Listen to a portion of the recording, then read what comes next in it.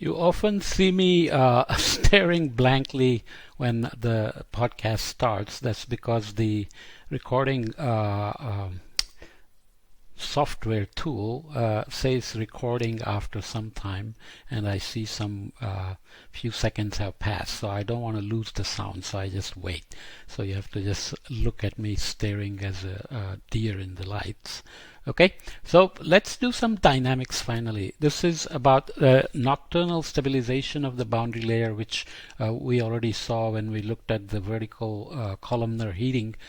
We saw that during the day you have unstable potential temperature profile near the surface, which creates these eddies that take up the sensible heat and create the mixed layer. At night time, the radiative cooling created the stabilization of the boundary layer with the rapid loss of long-wave radiation. So way back in 1923, Richardson had noticed that from observations made at 7 hours, by shooting spheres upward, there were occasions in which there was a rather sudden increase of wind speed between 0 and 300 meters with nearly stagnant air below. So near the surface up to this height, sometimes a kilometer or so, air is relatively stagnant, and then a jet stream, it's called nocturnal desert jet stream, with speeds of tens of meters per second are found, which are used by birds to migrate or travel distances at night, and so on and so forth. So this is mainly related to the destabilization, stabilization of the boundary layer, which means decoupling of the boundary processes near the surface from the air above, which allows the pressure gradient to accelerate the winds above the surface layer. So we'll see how that works. We start with our equations where we had used it in the ocean, where we had set pressure gradient 0, but that's not where we want to go here. So just look at the inertial terms, pressure gradient, and the Coriolis terms, and we will split the equations here for the desert mechanism into geostrophic and ageostrophic in both meridional and zonal directions. We can write then the zonal momentum and meridional momentum equations again in terms of the pressure gradient plus F times V, where now V is got a geostrophic plus a geostrophic component. Obviously the geostrophic component balances the pressure gradient, so you end up with dUA dt equals F times VA, the ageostrophic component, and similar dVA dt becomes minus F times U ageostrophic term. We have assumed here that both Coriolis force and horizontal pressure gradients are constant, so we can eliminate VA, not VG, VA between these two equations. So you have VA here and UA here, so you know how to do that. Then you end up with an equation that looks like d squared UA dt squared equal to minus F squared times UA, which obviously can be solved. It's just an ordinary differential equation, especially if you assume F is constant. Then you end up with a solution UA equals A cosine Ft plus B sine Ft. We can also eliminate, use VA as the dependent variable and derive a similar expression for VA, which will have a mirror image, so it will be minus A sine Ft plus B cosine Ft, which you can easily find in a normal ordinary math book, ordinary differential equation book. Okay, to solve this equation, then we need initial conditions that the geostrophic flow is given by UA at time 0 and VA at time 0. So during the day, we will see in a minute that there is a pressure gradient, there is winds, meridional zonal winds, but because there is convergence happening near the surface, remember the heating is creating the rising motion, air is converging near the surface where there is friction, so frictional forces are important. So during the day you have a strong ageostrophic or at least the ageostrophic component,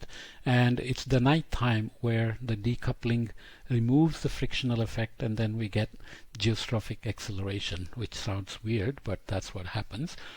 So at t0, then the constant is ua0 and b is va0.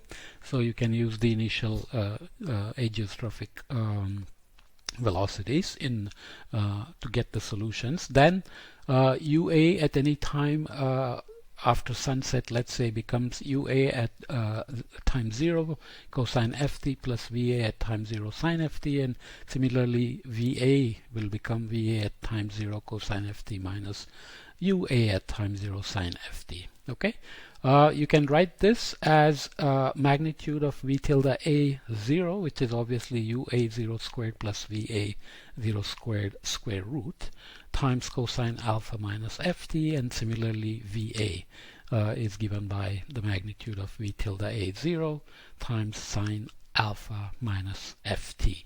So this is the equation you want to solve to find the solutions. Here v tilde a0 is the initial ageostrophic vector in the horizontal, given by ua0 I tilde, which is a unit vector, va0 j tilde. These are the zonal and meridional unit vectors. Magnitude is given by that, as I said, and alpha in the cosine alpha sine alpha terms is tan inverse of va0 minus divided by ua0, which represents the initial orientation of the ageostrophic wind coming out of the daytime into dusk and nighttime. The inertial period at any given location is given by 2 pi over f. F is the Coriolis, and obviously f decreases towards the equator, so the inertial period gets longer. So if you want to make observations, then you may not get a full cycle of the nocturnal jet, but if you go to high enough latitude where f is greater, then tau becomes smaller, so less than 24 hours, let's say, then you can observe the full cycle. So here is an example of that, schematically speaking. So it is showing a inertial wind clock and the regular clock, the solar clock, if you will. So the diurnal variation of low-level winds in the late afternoon, there is mixed subgeostrophic wind. So you have pressure gradient being created by the heating, which is driving rising motion and surface convergence in the horizontal. As soon as you have motion, v tilde 0, at time 0 here, you're going to have frictional force because you are close to the surface, and you can split that into the geostrophically balanced component and the ageostrophic component. By evening, the boundary layer is beginning to stabilize, and the ageostrophic component, which is related to friction, is going to be reduced. So the v tilde is getting closer to the geostrophic balance with the friction almost gone, and by pre-dawn the boundary layer has completely stabilized and the frictional effects are not affecting the free flow above. So then the pressure gradient that is set up by the heating terms is so strong that you have still geostrophic balance, but you can see that the v tilde is now much larger than the geostrophic balance that you would produce by balancing pressure and Coriolis, so you end up with a super geostrophic flow. You can see that in this clock, inertial wind clock at 25 north, where the inertial period is some 28.4 hours, I think. Just check. So we are starting here at 2:30 in the afternoon. You have subgeostrophic flow. When you have friction, you have the total V weaker than Vg, so it is subgeostrophic.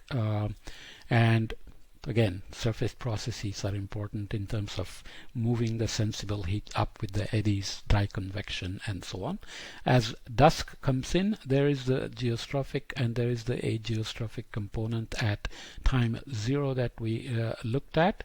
And as you get to 2:30 local standard time AM and to post-dawn, you see that the decoupling of the surface frictional effects and the stabilization of the boundary layer end up accelerating the flow and giving you this flow within a kilometer or two, called the nocturnal desert jet stream, which can reach, as I said, tens of meters per second, which have some important or interesting ecological effects as well. Okay, very simple story, but this is the caption of the figure that I'm not going to read, but you get the physics, I hope. So it is a nice special feature of the deserts as well.